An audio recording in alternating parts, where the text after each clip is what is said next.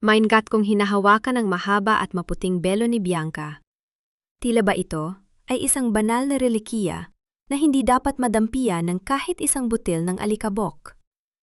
Sa kabila ng matinding hapdi na tila humahati sa aking balakang at ang malapot na pawis na namumuo sa aking noo, pinilit kong manatiling nakatayo sa gitna ng marangyang presidential suite ng hotel. Ito ang araw na matagal ng pinakahihintay ng pamilya de la Cruz.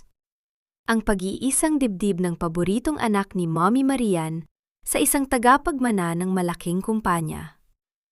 Ngunit para sa akin, ito ang araw na tila ang bawat hibla ng aking laman ay hinihila ng isang hindi nakikitang puwersa patungo sa bingit ng pagsilang. Ma, please, ang sakit na talaga. Pakiramdam ko ay lalabas na ang bata. Bulong ko, ang boses ko ay halos magbula sa kailaliman ng aking lalamunan dahil sa tindi ng pagtitimpi. Tiningnan ako ni Mommy Marian nang may matinding pandidiri. Tila ba ako ay isang mansa sa kanyang mamahaling lace gown? Sa halip na hawakan ako o tawagin ang mga doktor, lumapit siya sa akin at itinulak ang aking balikat ng marahas. Manahimik ka, Nora. Huwag kang mamatay dito at huwag kang lilika ng anumang ingay. Masisira ang kasal ng kapatid mo dahil sa pag-iinarte mo. Ang bawat salita niya ay tila isang malamig na patalim na bumaon sa aking puso. Mas masakit pa kaysa sa labor pains na nararamdaman ko. Ito ang babaeng pinag-alayan ko ng buong buhay ko. Ang ina na hiningan ko ng proteksyon. Ngunit, sa harap ng mga bisitang nakasuot ng mga mamahaling hiya sa labas, ang buhay ko at ng aking dinadala ay walang halaga. Tumingin ako kay Bianca na abala sa pag-aayos ng kanyang lipstick sa harap ng salamin. Hindi man lang siya lumingon. Tila ba ang paghihirap ng kanyang ate ay isa lamang ingay sa background ng kanyang pinakamasayang araw. Pero ma, kailangan ko ng ospital. Dumudugo na ako. Pilit kong pagmamakaawa habang ang aking paningin ay unti-unti nang nagdidilim. Hindi ka lalabas dito, Nora. Kapag nakita ka ng mga press na ganyan ang itsura, magiging malaking iskandalo ito para sa pamilya de la Cruz. Mabilis na utos ni Marian sa 2 security guard na nakatayo sa may pintuan. Dali niya siya sa storage room sa dulo ng hallway. Ilock niyo ang pinto.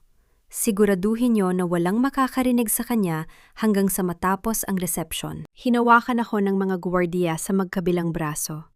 Kinalagkad sa gitna ng karangyaan ng hotel corridor na tila ba ako ay isang basura na kailangang itago sa ilalim ng rug.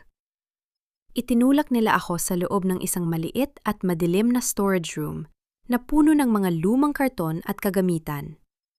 Ang tunog ng pagpihit ng kandado mula sa labas ay umalingaw-ngaw sa malamig na silid, isang tunog na tuluyang nagputol sa huling hibla ng pagmamahal na mayroon ako para sa aking pamilya. Napasandal ako sa malamig na pader. Ang aking mga kamay ay nakakapit sa aking tiyan, habang ang bawat paghinga ko ay tila isang pakikipagbuno sa kamatayan. Sa sandali ngayon, sa gitna ng amoy ng alikabok at kapabayaan, ang aking isip ay tila naging isang kristal na malinaw at matalas. Ang mga taon ng aking pagsasakripisyo, ang pagpaparaya ko sa lahat ng gusto ni Bianca, at ang pagiging sunod-sunuran ko sa bawat luho ni Mommy Marian ay tila isang mahabang panaginip na binigyan ng isang malupit na gising. Ito pala ang halaga ng aking katapatan.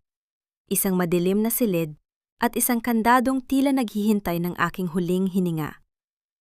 Dahan-dahan, sa gitna ng matinding sakit, inabot ko ang aking cellphone sa bulsa ng aking robe. Hindi ako umiyak. Ang bawat luha ay itinuring ko ng lason na dapat puksyain. Pinindot ko ang recording button at inilapit ang telponyo sa may siwang ng pinto. Maririnig mula sa labas ang malakas na boses ni Marian na nag-uutos sa mga guard. Siguraduhin niyo na hindi bubukas ang pintong yan kahit anong mangyari. Kung mamatay man siya sa loob, gagawa tayo ng kwento. Ang mahalaga ay walang mansa ang dangal ng mga de la Cruz sa harap ng mga bisita natin. Intindido? Ang bawat salita niya ay naitala ng malinaw. Isang malamig na ngiti ang sumilay sa aking mga labi sa gitna ng kadiliman. Ang bawat kontraksyon ng aking sinapupunan ay tila naging isang martilyo na nagpapatibay sa aking determinasyon. Kung ito ang gusto nyo, Mommy, kung ito ang dangal na pinoprotektahan nyo, sisiguraduhin kong ito rin ang magiging libingan ng inyong kapangyarihan. Ipinikit ko ang aking mga mata, hindi para sumuko, kundi para ipunin ang bawat lakas na mayroon ako. Ang Nora na inyong inalipin at kinulong ay hindi na muling lalabas sa pintong ito. Isang bagong tao ang isisilang kasabay ng aking anak. Isang taong wala ng kilalang awa dahil ang awang iyon ay tuluyan nyo ng pinatay sa dilim ng silid na ito. Ang bawat tibok ng aking puso ay tila isang countdown para sa inyong pagbagsak.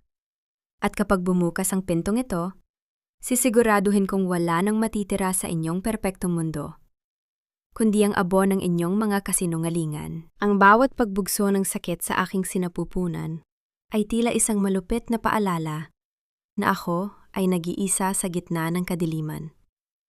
Ang amoy ng lumang papel, alikabok, at amag ay humahalo sa bawat paghinga ko, habang ang lamig ng semento ay tila humahalik sa aking likuran na basang-basa na ng pawis.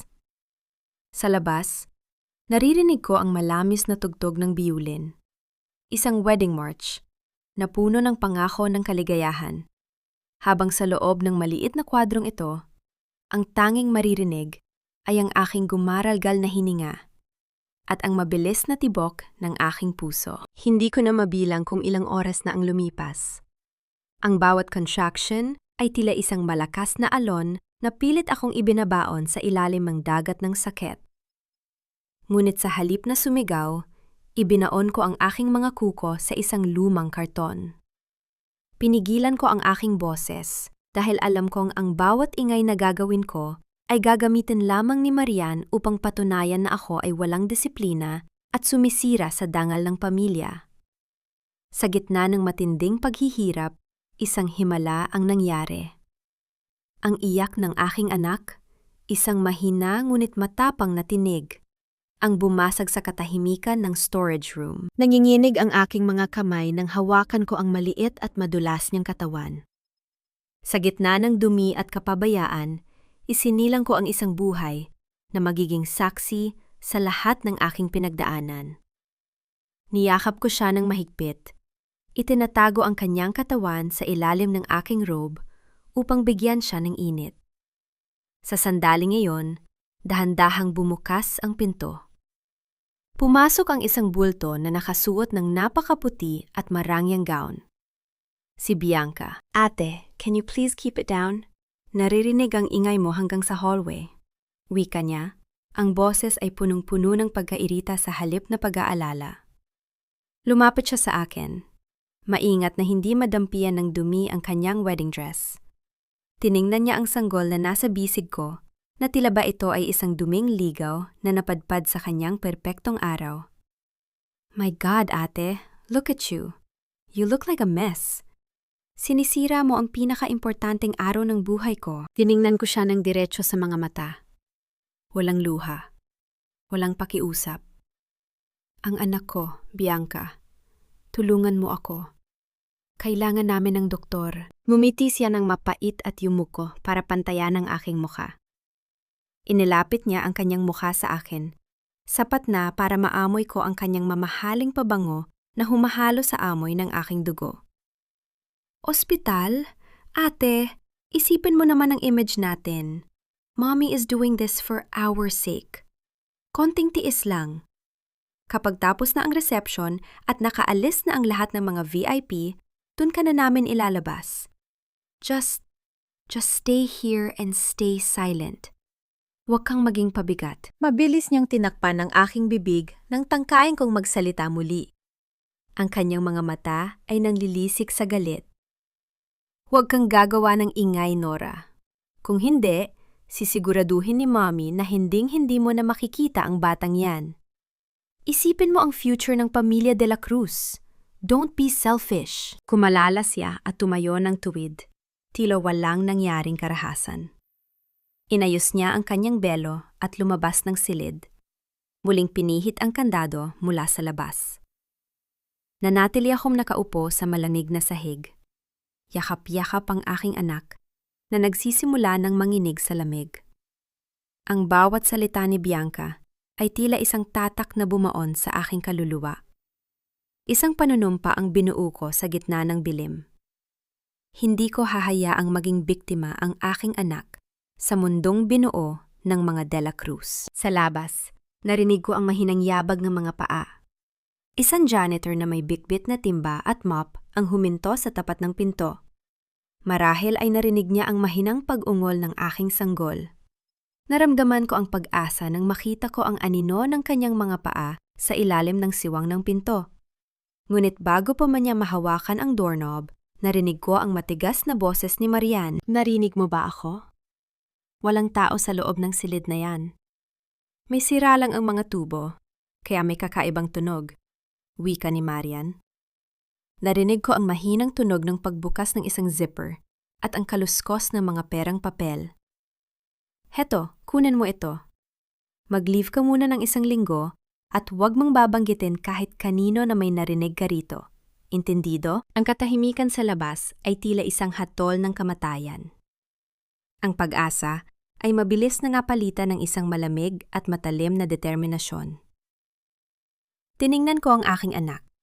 Ang kanyang maliliit na daliri ay nakakapit sa aking robe. Mula sa araw na ito, anak, bulong ko sa kanyang tenga.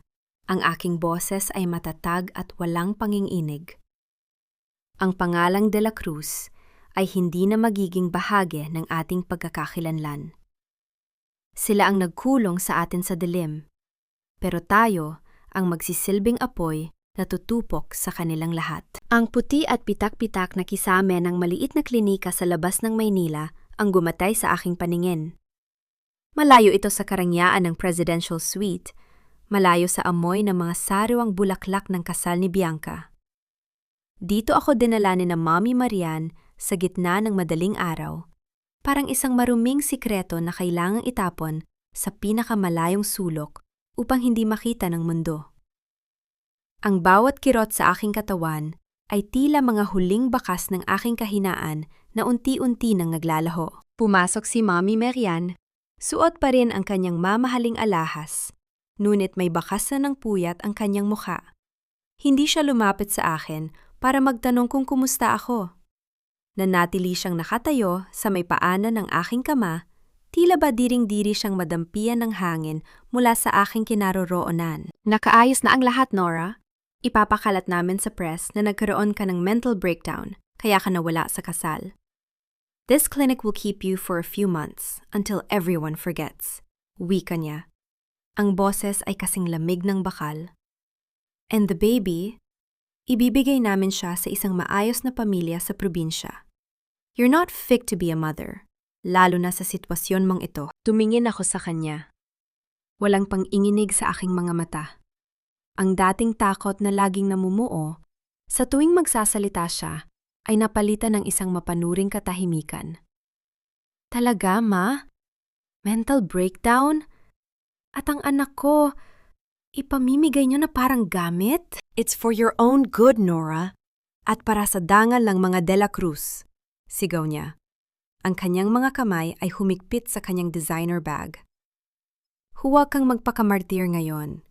Bianca is having a perfect honeymoon in Paris. Wala siyang dapat malaman tungkol sa gulong ginawa mo. Be grateful na hindi ka namin tuluyang pinabayaan sa storage room na yon. Isang tipid na ngiti ang sumilay sa aking mga labi. Isang ngiti na hindi niya inaasahan. Thank you, Ma. Salamat sa pagpapaalala kung sino talaga kayo. Nang lumabas siya ng silid, hindi ako nag-aksaya ng panahon sa pag-iyak. Bawat segundo ay mahalaga.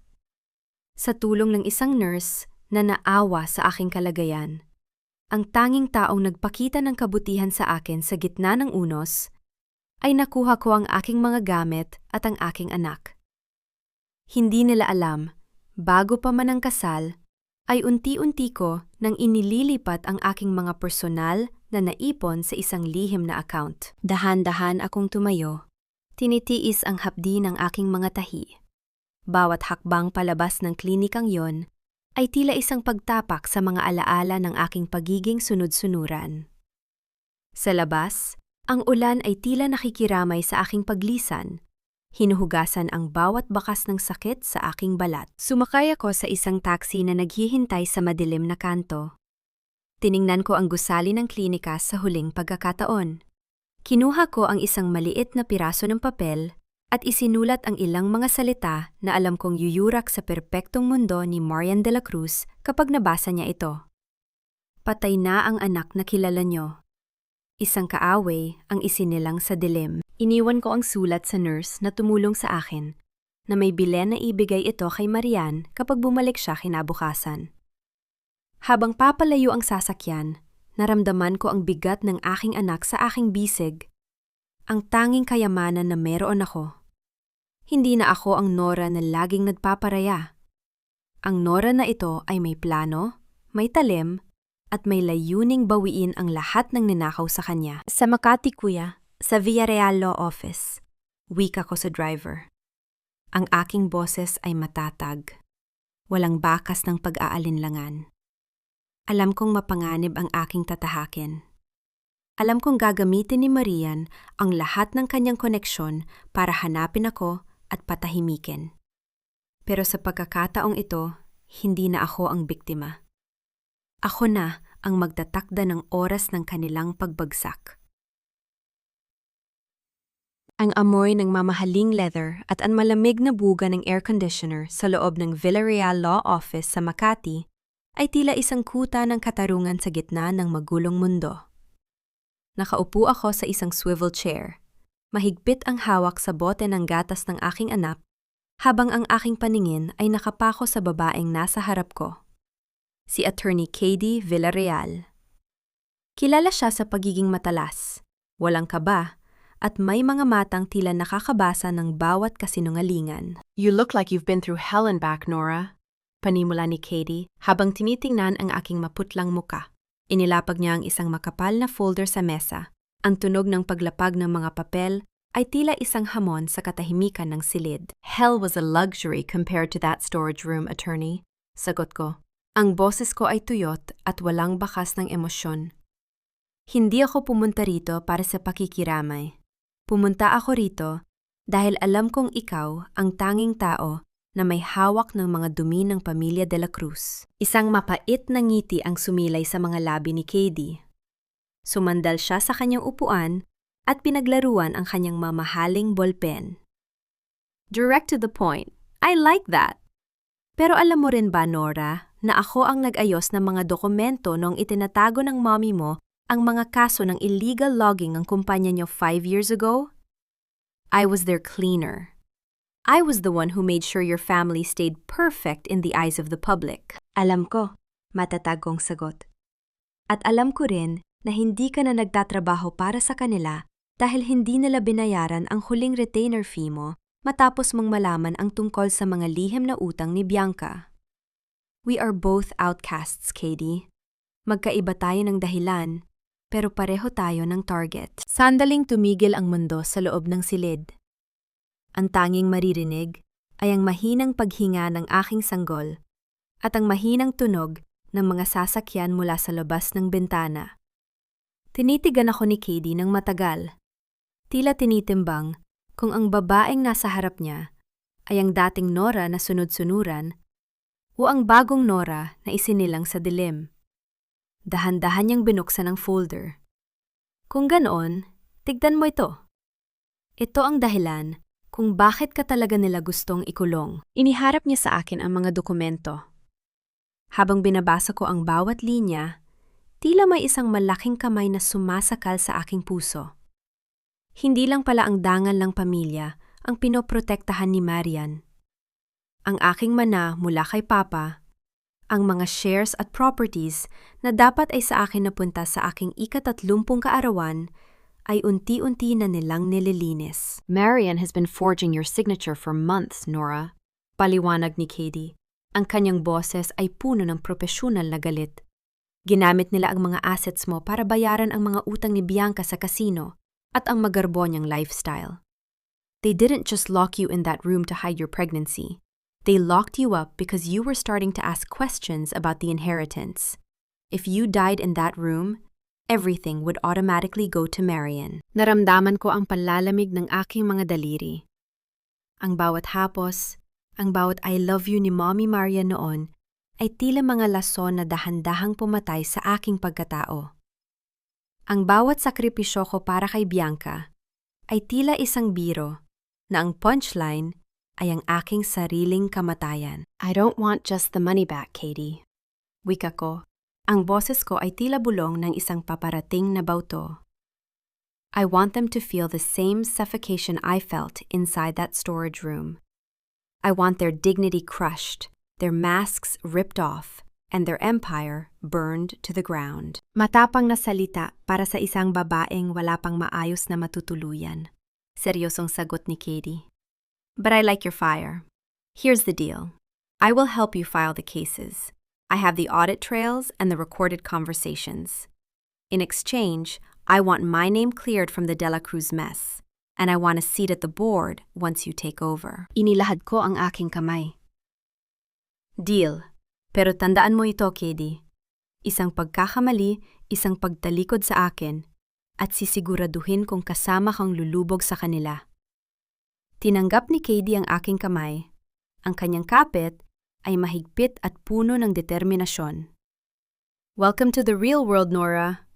Ang mundo kung saan ang dugo ay hindi garantiya ng katapatan. Habang palabas ako ng gusali, bit-bit ang aking anak sa isang baby carrier. Naramdaman ko ang isang kakaibang pakiramdam. Ang takot na laging bumubuntot sa akin ay napalitan ng isang malamig na kalkulasyon. Hindi na ako ang Nora na naghihintay ng pagmamahal. Ako na ang Nora na magpapabagsak ng mga anino. Ngunit habang naglalakad ako patungo sa parking lot, napansin ko ang isang itim na SUV na nakaparada sa di kalayuan. Ang bintana nito ay dahan-dahang bumukas at nakita ko ang isang pamilyar na mukha. Si Mang Carding, ang matagal ng kanang kamay at bodyguard ni Marian. Ang kanyang mga mata ay nakapako sa akin. Tila isang mandaragit na nakahanap na ng kanyang biktima. Mabilis niyang inilabas ang kanyang cellphone at tila may tinawagan. Nahanap ko ng problema, madam. Narinig kong bulong niya bago mabilis na pinasibat ang sasakyan palayo. Niyakap ko ng mahigpit ang aking anak. Ang bawat hakbang ko ngayon ay tila isang lakad sa ibabaw ng manipis na yelo.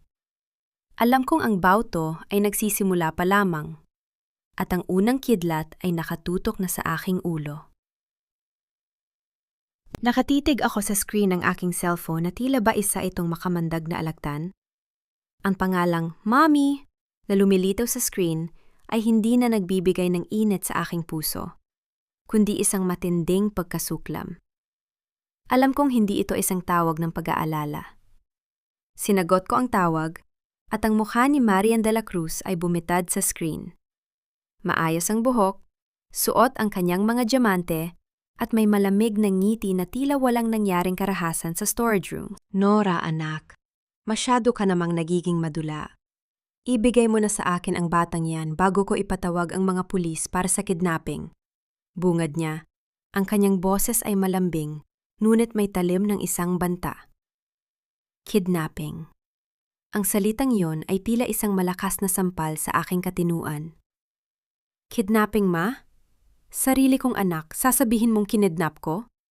Isinilang ko siya sa gitna ng alikabok habang ikaw ay abala sa pag-aayos ng resepsyon ni Bianca. Huwag mong baliktarin ang mundo, Nora.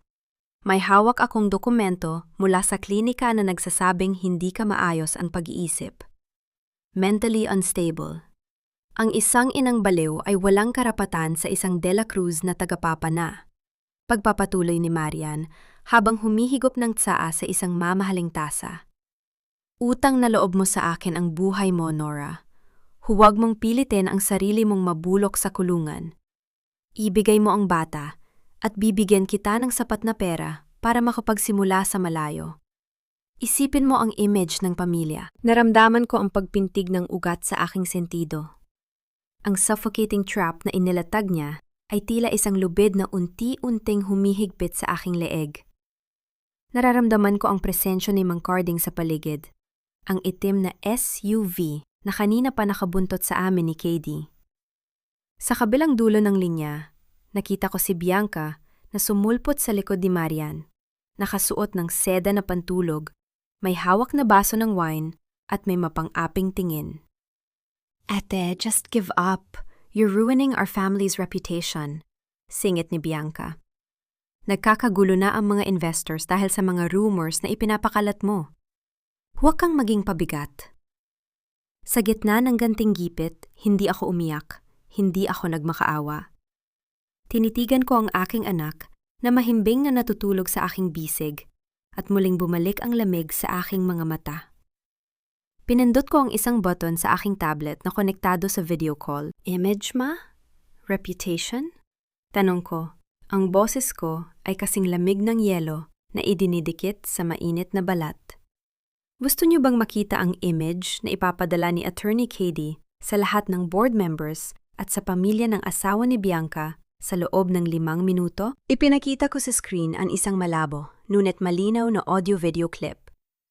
Ang boses ni Marian na naguutos na i-lock ang pinto ng storage room at ang iyak ng aking anak sa gitna ng kadiliman. Nakita ko ang panandaliang pagtigil ng paghinga ni Marian.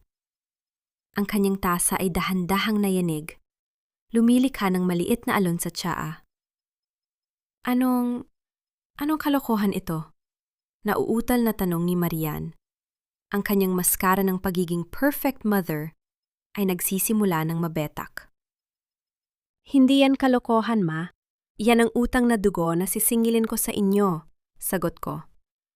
Ang bawat minuto na iniwan niyo kaming mamatay sa silid na yon ay may katapat na presyo. At tungkol sa Certificate of Insanity na sinasabi mo, Attorney Katie has already filed a counter-affidavit together with a neutral psychiatrist. You have no move left, Marian.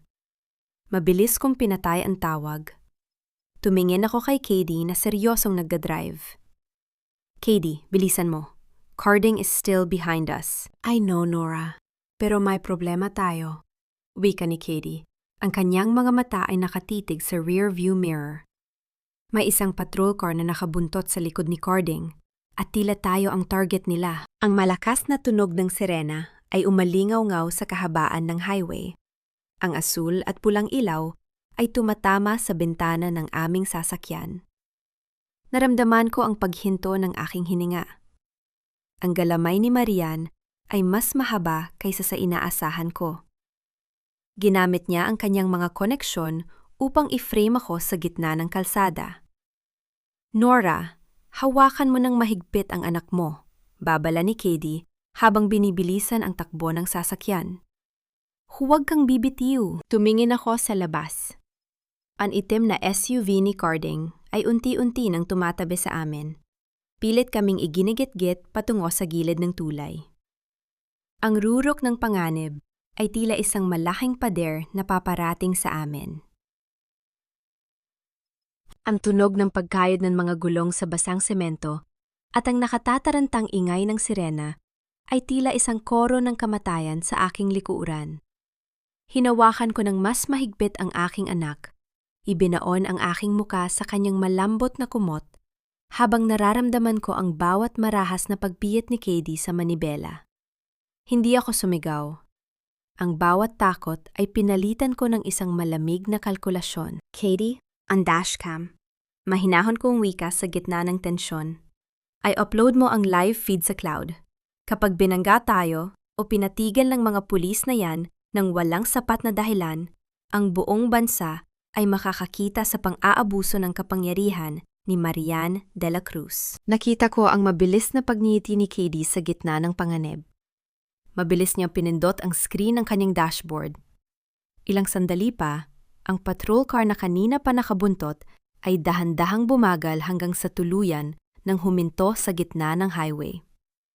Marahil ay nakatanggap na ang mga ito ng babala mula sa kanilang command center na ang bawat kilos nila ay nakabroadcast na sa publiko. Ang itim na SUV ni Carding ay mabilis ding lumiko sa kabilang kalsada. Takot na malantad ang kanilang ilegal na operasyon. 1 linggo ang lumipas.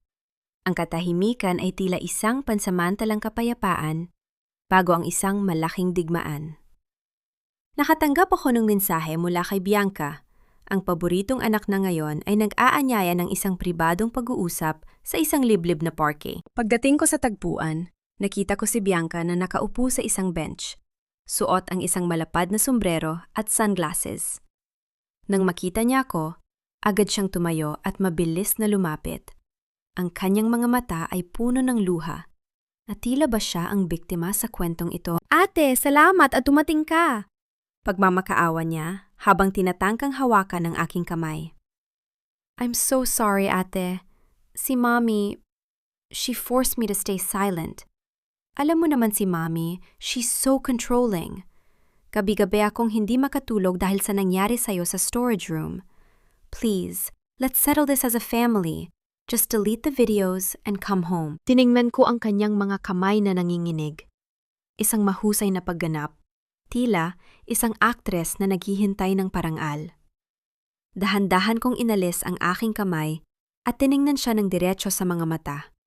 Ang aking paningin ay tila isang talim na humihiwa sa kanyang mga kasinungalingan. Don't waste your tears on me, Bianca. Save them for the cameras. Malamig kong sagot. Nakita ko ang iyong mga mata sa siwang ng pinto noong gabing yon. Hindi takot ang nakita ko sa'yo, kundi ang kagustuhang maglaho ako para hindi madungisan ang iyong wedding march. Ang bawat sandali na tinakpan mo ang iyong tenga sa aking mga sigaw ay isang sadyang pagpili. Ete, please understand. My marriage, my future was at stake. Giit niya, ang kanyang boses ay unti-unti nang nawawalan ng tamis at napapalitan ng katusuhan. What do you want? Money? Power? I can talk to Mommy. Bibigyan ka namin ng kahit ano. Basta wag mo lang kaming ipahiya sa harap ng mga investors. Natawa ako ng mahina. Isang tawang walang katuwaan na tila isang babala ng paparating na unos. Ang akala mo ba ay tungkol pa rin ito sa pera? Bianca, isinilang ko ang aking anak sa dumi dahil sa inyo. Ang halaga ng bawat patak ng dugo ko sa storage room na iyon ay hindi kayang bayaran ng kahit anong yaman na mayroon kayo. Inilabas ko mula sa aking bag ang isang marangyang gold-embossed card. Isang imbitasyon para sa darating na De La Cruz Grand Gala. Ang kaganapang inihanda ni Marian upang ipagmalaki ang kanilang muling pagbangon. Inabot ko ito sa kanya nang may isang mapanuring ngiti. Be there, Bianca.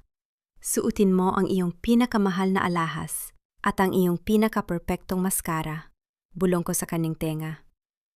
Dahil sa gabing yon, ako mismo ang kukuha ng spotlight na matagal niyong ipinagkait sa akin. At sisiguraduhin kong, ang bawat taong naroroon ay makikita kung anong klaseng halimaw ang nagtatago sa likod ng pangalang De La Cruz. Iniwan ko siyang nakatayo doon, nanginginig, hindi sa lamig, kundi sa takot na ngayon lamang niya naramdaman. Habang naglalakad ako palayo, tiningnan ko ang aking cellphone. Isang notification mula kay KD ang lumitaw. The stock acquisition is complete. You now own 30% of the company anonymously. Ang bawat hakbang ko ay tila isang tunog ng paparating na paghatol. Ang gala na dapat ay kanilang tagumpay ay magiging entablado ng kanilang pinakamasakit na pagbagsak. At sa pagkakataong ito, walang kandado ang makakapigil sa katotohanan. Ang bawat numero na gumagalaw sa screen ng aking laptop ay tila mga kawal na sumusunod sa aking tahimik na utos. Sa loob ng silid ni Attorney KD, ang tanging maririnig ay ang mahinang ugong ng aircon at ang marahang paghinga ng aking anak na nakahiga sa isang malambot na basket sa tabi ko. Pinagmamasdan ko ang unti-unting pagbagsak ng halaga ng stocks ng De La Cruz Holdings. Ang bawat pagpula ng graph ay tila isang dahan-dahang pagbawi sa bawat patak ng dugo at pawis na ninakaw nila sa akin sa loob ng maraming taon. Nora, look at this!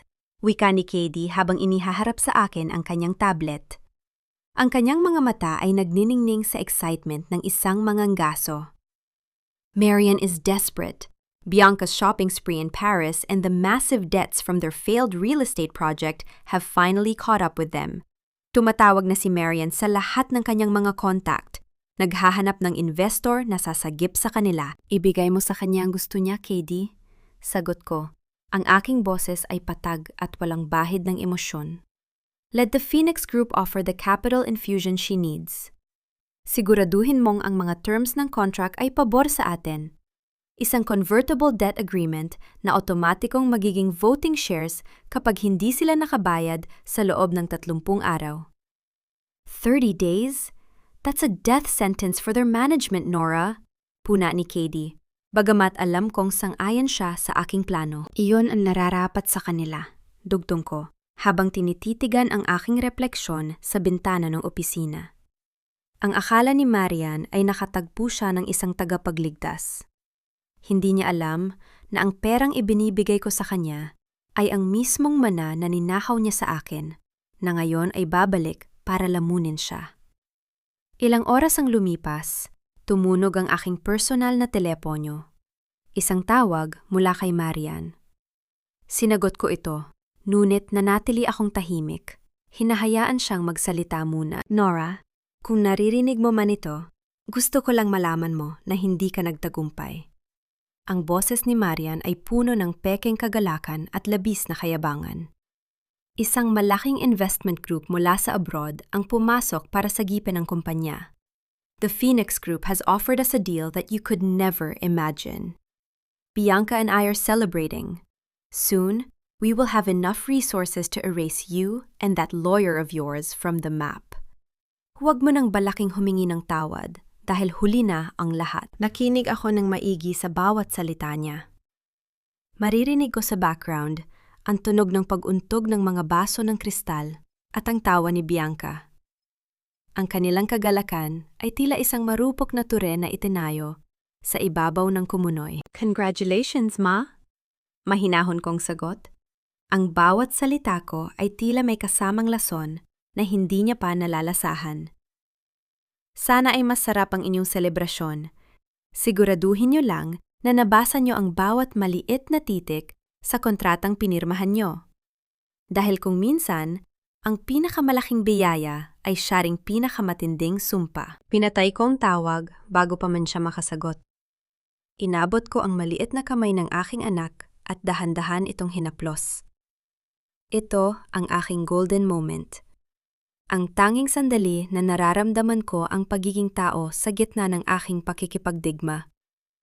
Ang bawat sakripisyo ko ay hindi na para sa mga taong hindi marunong magmahal, kundi para sa batang ito na magmamana ng isang mundong wala ng De La Cruz na diktador. Kinuha ko ang isang maliit na kahon na nakabalot sa itim na papel.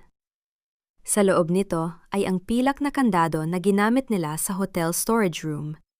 Ang mismong bagay na naitago ko bago kami umalis sa hotel. Ipinadala ko ito sa mansyon ng mga De La Cruz sa pamamagitan ng isang courier na may kalakip na isang maliit na note. Sa loob ng mansyon, habang abala si Marian sa pagpili ng kanyang isusuot para sa darating na gala, inabot sa kanya ng kanyang katulong ang misteryosong package. Dahan-dahan niyang binuksan ang kahon. Ang kanyang ngiti ay biglang naglaho at napalitan ng isang matinding panlalamig nang makita ang pilak na kandado. Ang alaala ng gabing iyon, ang madilim na silid, ang iyak ni Nora at ang malupit niyang utos, ay tila isang multong biglang nagpakita sa gitna ng kanyang kagalakan. Ang kanyang kamay ay nanginginig habang binabasa ang nakasulat sa note. Ang bawat kandado ay may susi, Ma. At sa pagkakataong ito, ako na ang may hawak ng pinto. Napaupo si Marian sa kanyang kama. Ang kanyang hininga ay naging mababaw at mabilis. Ang takot na pilit niyang itinago sa likod ng kanyang mga diamante ay nagsimulang gumapang sa kanyang buong pagkatao. Sa labas ng bintana, ang langit ay nagsisimula ng magdilim, isang pahiwatig ng darating na bawto na walang sinuman sa kanila ang makakatakas. Ang amoy ng mamahaling pabango at ang kinang ng mga diamante sa Manila Diamond Hotel ay sapat na para mabulag ang sinumang hindi sanay sa karangyaan. Ngayong gabi, ang De La Cruz Grand Gala, ang entabladong itinayo ni Marian upang ipagmalaki ang muling pagkabuhay ng kanilang kumpanya dahil sa puhunan ng Phoenix Group. Nakatayo si Marian sa gitna ng entablado, suot ang kanyang pinaka-perpektong ngiti, habang si Bianca ay tila isang manika sa tabi ng kanyang asawang si Rafael. Ladies and gentlemen, tonight we celebrate more than just business. We celebrate family, loyalty, and the strength that keeps us together. Deklamasyon ni Marian.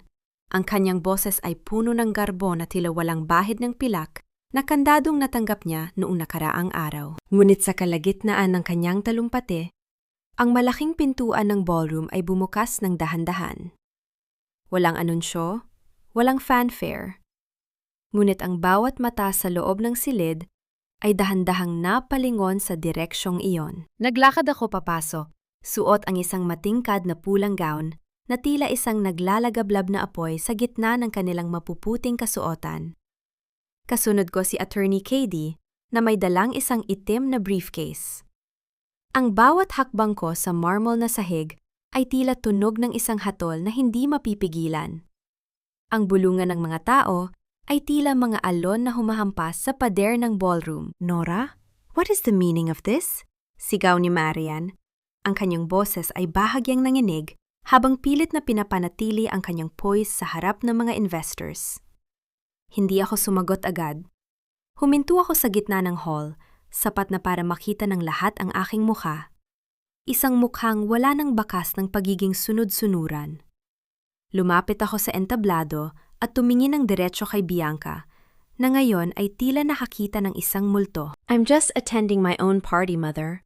Malamig kong wika. Ang boses ko ay umalingaw-maw sa buong ballroom. After all, paano magiging kompleto ang selebrasyon ng pamilya de la Cruz kung wala ang anak na itinago niyo sa dilim? Nora, umalis ka na. Huwag kang gumawa ng eksena. Pabulong na banta ni Bianca habang lumalapit sa akin. Isipin mo si Rafael. Isipin mo ang image natin. Ang image niyo? Numiti ako ng bagya.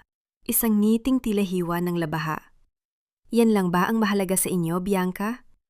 Kahit na ang pundasyon ng image na yan ay binuo sa ibabaw ng buhay ko at ng aking anak? Napansin ko ang pagtataka sa mukha ni Rafael at ng iba pang mga panauhin.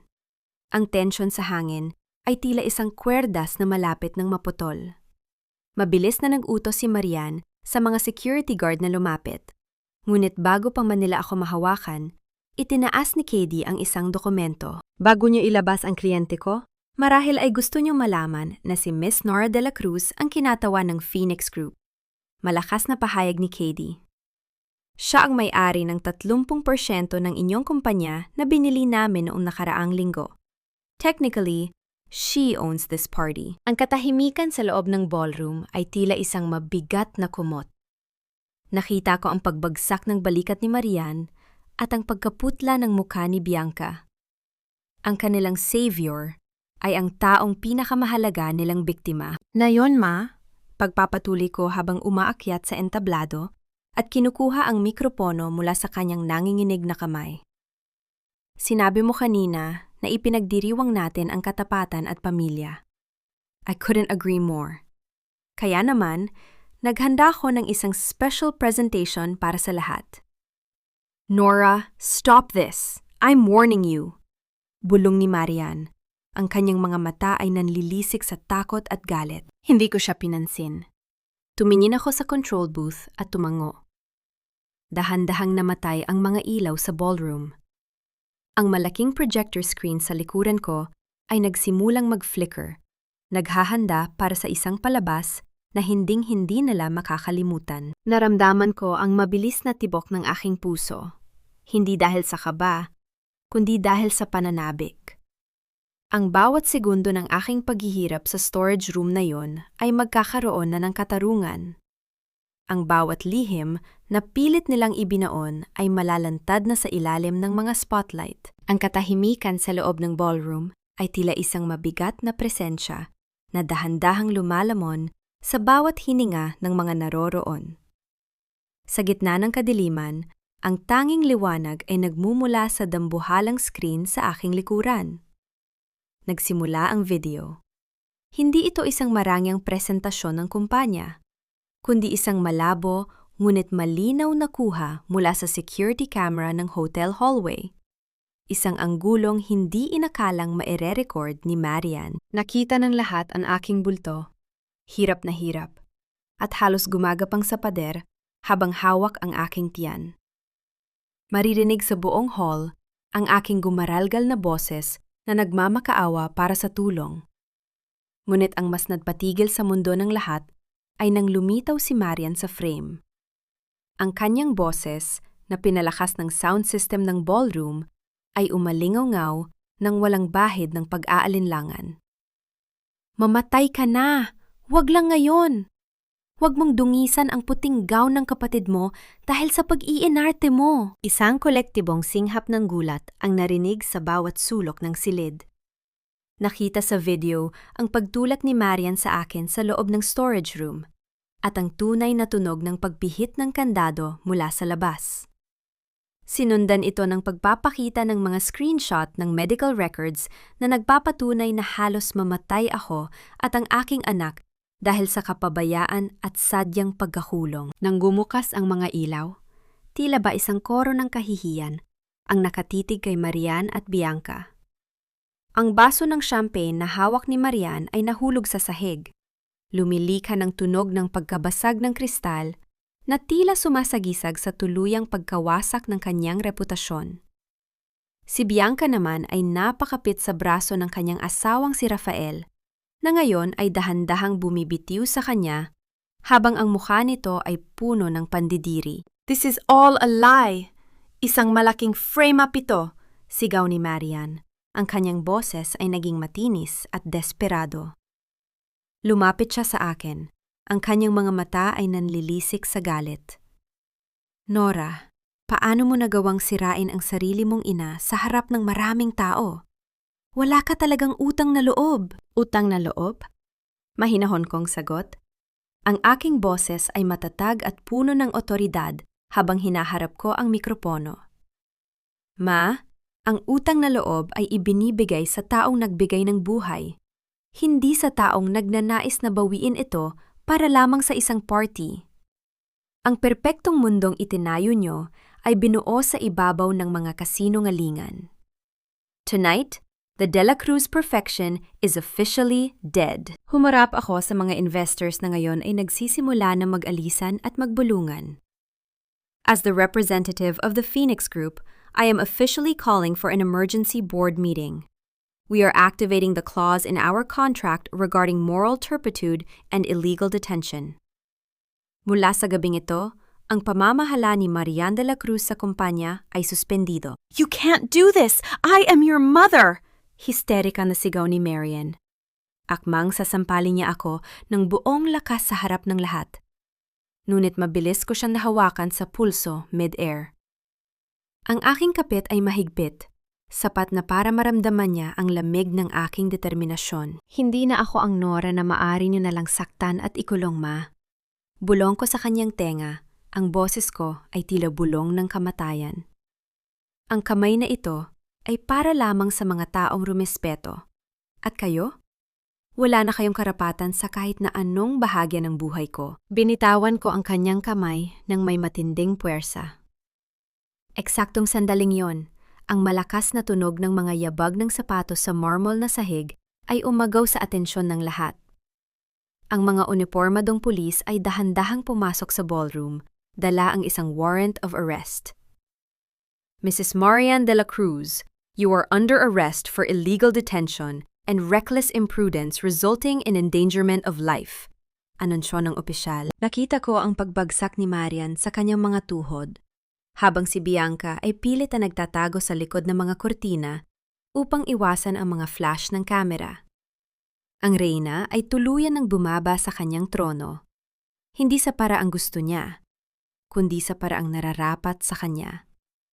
Ngunit habang kinakaladkad si Marian palabas, tumingin sa akin si Bianca nang may kakaibang ningning sa mga mata.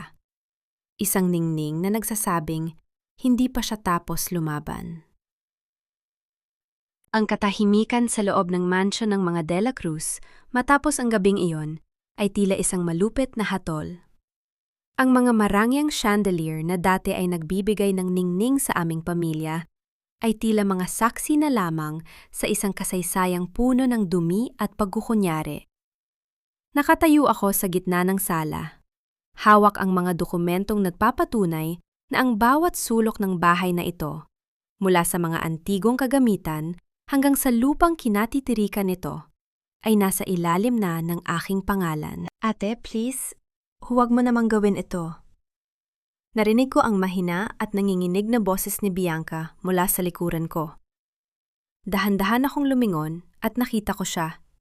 Wala na ang kanyang tiara, gulo-gulo ang kanyang buhok, at ang kanyang mukha ay basang-basa ng luha.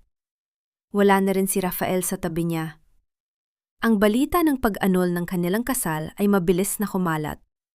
Hindi matanggap ng pamilya ng asawa niya ang isang asawang kasing dilim ng budhi ni Bianca. Huwag gawin ng alin, Bianca? Ang bawiin ang pag-aari na ninakaw niya sa akin? Tanong ko. Ang boses ko ay walang bahid ng galit. Tanging ang tuyot na katotohanan lamang. Ate, wala na akong matutuluyan. Iniwan ako ni Rafael. Ang lahat ng mga kaibigan ko, hinaharas ako sa social media. Si Mommy, nasa loob ng kulungan. At ayaw kaming bigyan ng bael dahil sa tindi ng ebidensya mo. Humagulgol siya at lumuhod sa paanan ko. Pilit na hinahawakan ang dulo ng aking gown. Kahit sa maid's room lang, ate, bigyan mo lang ako ng matitirhan. Isipin mo ang pinagsamahan natin. Tiningnan ko siya mula sa itaas. Walang anumang emosyon na gumagalaw sa aking dibdib. Ang bawat luhang inilalabas niya ngayon ay tila isang insulto sa bawat patak ng dugo na dumanak sa akin noon gabing ikinulong nila ako. Ang pinagsamahan natin, Bianca, ay natapos noong sandaling tinakpan mo ang iyong tenga sa aking mga sigaw. Mahinahon kong wika habang dahan-dahang binabawi ang aking gown mula sa kanyang mga kamay. Humingi ka ng tulong sa mga kaibigang ipinagmalaki mo. O kaya, gamitin mo ang mga alahas na itinago mo mula sa inheritance na dapat ay sa akin. Pero ang mansyong ito, hindi na ito ang iyong palasyo. Nora, napakasama mo! Ako ang kapatid mo! Sigaw niya. Ang kanyang pa-victim na anyo ay biglang napalitan ng put nang ma-realize niyang hindi na niya ako kayang paikutin. Gusto mo lang kami makitang naghihirap dahil inggit ka sa amin? Inyet? Natawa ako ng mahina. Isang tunog na tila pagkiskis ng tuyong dahon. Bakit ako maiinggit sa mga taong ang tanging kayamanan ay isang pangalang na bahira na ng kahihiyan? Hindi ako masama, Bianca. Ako lang ang naniningil sa bawat utang nyo. At ngayon, zero na ang balanse nyo sa buhay ko. Inilabas ko ang aking cellphone at nagdial. Ilang saglit pa, pumasok ang mga tauhan ng security na kinuha ko para sa aking bagong kumpanya. Ilabas ang lahat ng gamit ni Miss Bianca de la Cruz sa kalsada. Nayon din, utos ko nang hindi siya tinitingnan. Ang malakas na tunog ng pagkaladkad sa mga maleta sa marble na sahig ay tila musika sa aking pandinig. Bawat hikbi at sigaw ni Bianca habang inilalabas siya ng mansion ay hindi ko na pinansin. Sa halip, lumakad ako patungo sa silid ni Mommy Marian. Ang silid na dati ay tila isang altar ng kapangyarihan. Kinuha ko ang malaking portrait niya sa dingding at dahan-dahan itong ibinaba. Sa likod nito ay ang vault na naglalaman ng mga huling dokumento ng De La Cruz Holdings. Gamit ang fingerprint at password na nakuha ni Katie, binuksan ko ito. Sa loob, nakita ko ang aking birth certificate at ang mga sulat ni Papa na sadyang itinago ni Marian. Naramdaman ko ang isang mainit na haplos sa aking balikat. Si Katie. Nora, the board has officially voted. You are the new chairperson. The Phoenix Group has successfully completed the hostile takeover. Tumanggo ako at tumingin sa labas ng bintana. Nakita ko si Bianca na nakaupo sa tabi ng kanyang mga maleta sa labas ng gate. Tinitingnan ng mga taong dumadaan ng may pangungutya. Ang imperyong itinayo sa kasinungalingan ay tuluyan ng gumuho. Katie, ihanda ang press release, wika ko. Ang aking paningin ay nakapako sa abot-tanaw. Sabihin mo sa lahat na ang De La Cruz Holdings ay wala na. Tatawagin na itong Nueva Vida. Isang bagong buhay para sa mga taong gaya ko na itinapon sa dilim. Ang amoy ng malamig na semento At matapang na disimpektante sa loob ng piitan ay tila isang malupit na paalala ng bawat kasalanang ginawa sa ilalim ng pangalang De La Cruz. Nakaupo ako sa tapat ng makapal na salamin, pinagmamasdan ang babaeng nasa kabilang panig. Si Marian De La Cruz ay hindi na ang reynang kinatatakutan ng lahat. Ang kanyang buhok ay maputi na at gulo-gulo. Ang kanyang mga mata ay hungkag at ang kanyang mga kamay ay nanginginig habang hawak ang telepono ng visitation room. Nora, anak, ilabas mo ako rito. Pagsusumamo niya, ang kanyang boses ay tila isang kaskas ng tuyong dahon sa semento. I did it for you, Nora. Para sa dangal mo. Para hindi ka mapag-usapan ng mga tao. I was just protecting the family name. Tiningnan ko siya ng walang kurap. Wala na akong nararamdamang galit. Tanging isang malalim na kawalan na lamang. Proteksyon, ma? Ang pagkulong sa akin sa isang madilim na storage room habang nag-aagaw buhay ako at ang anak ko ay tinatawag mong proteksyon?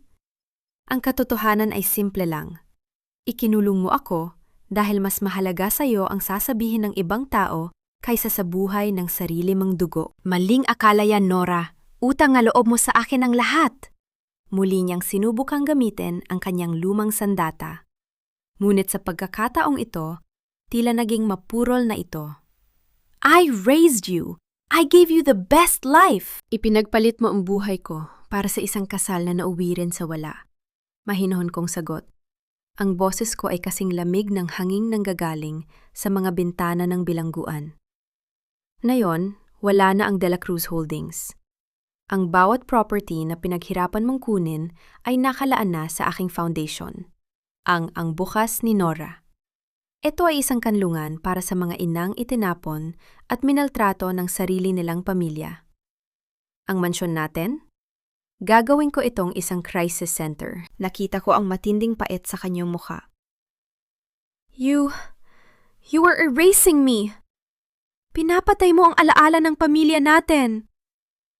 Hindi, ma. Nililinis ko lang ang dumi na iniwan mo. Tumayo ako ng diretsyo. Isinasampal sa kanya ang katotohanang wala na siyang kapangyarihan. Bianca is working now as a sales clerk sa probinsya. I gave her enough for a small apartment. But she has to earn her own keep. Tapos na ang panahon ng pagiging linta ninyo sa buhay ko. Inilapag ko ang telepono at hindi na lumingon pa sa kanyang paghagulgol.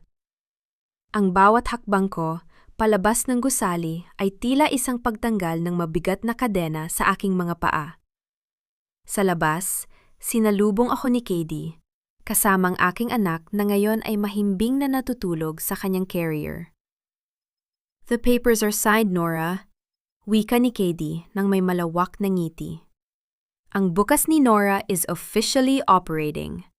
Maraming mga donasyon ang pumapasok mula sa mga taong na-inspire sa story mo. This is just the beginning, Katie. Sagot ko habang hinahaplos ang malambot na pisingin ng aking anak. Gagamitin ko ang bawat sentimo na mayroon ako para siguraduhin na wala ng babaeng kailangang dumanas ng dilim na dinanas ko. Habang naglalakad kami patungo sa aming sasakyan, isang batang lalaki ang lumapit sa akin at nag-abot ng isang buke ng puting liryo. Para daw po sa inyo, ma'am, sabi ng isang misteryosong lalaki. The phoenix has finally risen. Napakunot ang noo ko habang tinitingnan ang mga bulaklak. Walang card, walang pangalan. Ngunit sa ilalim ng mga bulaklak ay may isang maliit na pilak na susi. Isang susi na hindi ko alam kung saang pinto na bibilang. Isang bagong misteryo ang tila nagsisimula. Ngunit sa pagkakataong ito, hindi na ako natatakot. Pumasok ako sa sasakyan at tiningnan ng abot tanaw kung saan ang araw ay nagsisimula ng lumubog. Nagbibigay ng kulay ginto sa bawat gusali ng Makati. Ang Nora na laging nagpaparaya ay matagal nang nakalibing sa storage room na iyon. Ang Nora na kaharap niyo ngayon ay isang babaeng marunong lumaban, marunong maningil, at higit sa lahat, marunong magsimula ng sarili niyang mundo. Isang taon ang mabilis na lumipas mula nang gumuho ang mga padera ng kasinungalingan ng pamilya De La Cruz. Nakatayo ako sa harap ng malawak na harden ng dating mansyon na ngayon ay tila isang kanlungan na ng pag-asa. Ang malaking karatula sa labas ay nagliliyab sa ginto, ang bukas ni Nora. Wala na ang amoy ng luma at madilim na storage room. Ang paligid ay puno na ngayon ng samyo ng mga sariwang sampagita at ang masayang tawanan ng mga batang hindi na kailangang matulog sa takot. Pinagmamasdan ko ang aking anak na ngayon ay mabilis nang gumagapang sa damuhan. Ang bawat hagihit niya ay tila isang himig ng katarungan na nagpapahilam sa bawat sugat ng aking nakaraan. Sa tabi ko, nakatayo si Attorney Katie. Hawak ang isang baso ng sariwang juice habang pinagmamasdan ang mga inang tinutulungan ng aming foundation. Nora, ang dami nagbago sa loob ng 1 taon. Wika ni Katie, ang kanyang boses ay puno ng kagalakan at kapayapaan. Marion's final appeal was denied last week. Mananatili siya sa loob para pagsisihan ang lahat. At si Bianca, nabalitaan ko na lumipat na siya ng trabaho sa isang mall. She's finally learning what it means to work for every centavo. Hindi ko na naramdaman ang pait ng marinig ang kanilang mga pangalan. Ang bawat hapdi at galit ay unti-unti nang natunaw. Hindi dahil laging mabuti sila, kundi dahil pinili kong huwag nang maging bilanggo ng kanilang mga pagkakamali. Marami ang nagtatanong sa akin kung napatawad ko na ba sila. Ang sagot ko ay simple. Pinatawad ko na ang aking sarili sa pagiging bulag noon. Pinatawad ko ang aking sarili sa pag-aakalang ang utang na loob ay dapat bayaran ng sariling buhay. Ngunit ang katarungan ay hindi nangangahulugan. Nang muling pagtanggap sa mga taong sumira sa iyo, ito ay ang pagtiyak na wala na silang kapangyarihang saktan ka muli. Natagpuan ko na ang tunay na kapayapaan sa gitna ng aking kalayaan.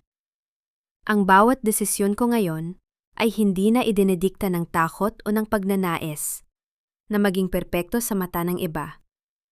Isinilang ako sa dilim, ngunit natutunan kong ang tunay na liwanag ay hindi nanggagaling sa labas. Ito ay nagmumula sa lakas ng isang babaeng natutong tumayo ng mag-isa. Ang aral na nais kong iwanan sa bawat Filipina na nakikinig ay ito. Ang dugo ay hindi garantiya ng pagmamahal. Huwag ninyong hayaang gamitin ang inyong kabutihan bilang tanikala upang kayo ay alipinin. Ang pagmamahal sa sarili ay hindi pagiging makasarili. Ito ang pundasyon upang kayo ay maging matatag para sa mga taong tunay na nagpapahalaga sa inyo. Dahan-dahan kong kinuha ang aking anak at itinaas siya sa hangin habang ang sikat ng hapon ay tumatama sa aming mga mukha. Ang pilak na susi na ibinigay sa akin noon, hindi ko na kailangang malaman kung anong pinto ang binubuksan nito. Dahil ang pintong kailangan kong buksan ay ang pinto ng isang bagong bukas. Isang mundong wala ng kandado, wala ng storage room, at wala ng mga aninong pilit kaming ibabaon. Habang naglalakad kami ni Katie, patungo sa loob ng aming center, naramdaman ko ang tunay na init ng tagumpay. Hindi ito tungkol sa yaman o sa pagbagsak ng kaaway. Ito ay tungkol sa kakayahang tumingin sa salamin at makita ang isang babaeng hindi na kailanman muling tatalikod sa kanyang sariling halaga. Ang kwento ni Nora de la Cruz ay hindi nagtatapos sa paghihigante. Nagtatapos ito sa pag-ibig. Ang pag-ibig na nagmula sa sakit, napatunayan ng paninindigan, at nayon ay magsisilbing pamana para sa susunod na henerasyon ng mga matatapang na kababaihan.